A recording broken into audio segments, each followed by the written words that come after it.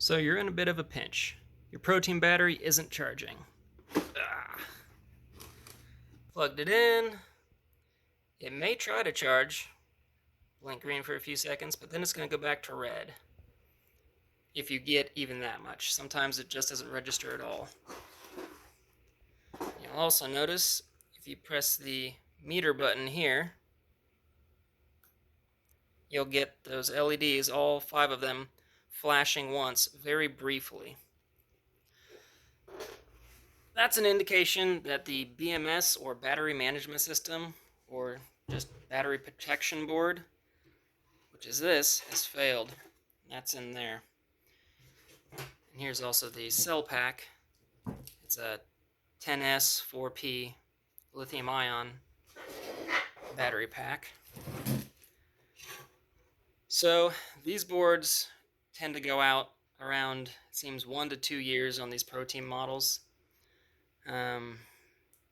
Not sure if it's a board failure or if it's actually programmed in. I've contacted ProTeam and they say they do not have a cycle count built in to shut down the board or anything else to make it stop working. But with the amount of board failures, that kind of seems not true. Either way, the board stops working, and once it does, the battery just won't work anymore. The cells, sometimes they're good enough to keep going. I've found that in most cases they're pretty worn out and they need to be replaced.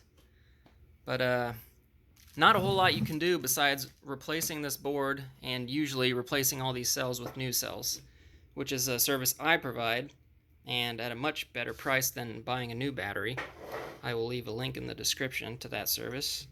But if you do want to check your board, sometimes, not very often, the fuse has been blown. You've got a 30 amp ceramic fuse right here, this little white guy. And then this is a thermal fuse, which means if you put too much voltage in trying to charge this with a not OEM charger, or a charger that definitely wasn't supposed to be used with it, say you try to charge it with 60 volts, it's going to heat up a little element in here and blow the fuse. So that might be blown if you try to charge it with the wrong charger. Usually these two are fine, but every once in a while I see, I don't know, maybe 1 out of 40 boards I come across, the fuse is blown.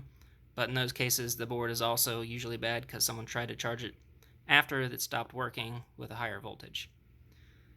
So yeah, don't know how to fix these. Have now not found any physical damage. I've tested a bunch of the components. I think it's probably this chip here, but they're all underfilled and overcoated to prevent corrosion, so a pain in the ass to replace even if you did have parts. But yeah, if you want them fixed, send them my way. I can do it for a lot cheaper than new.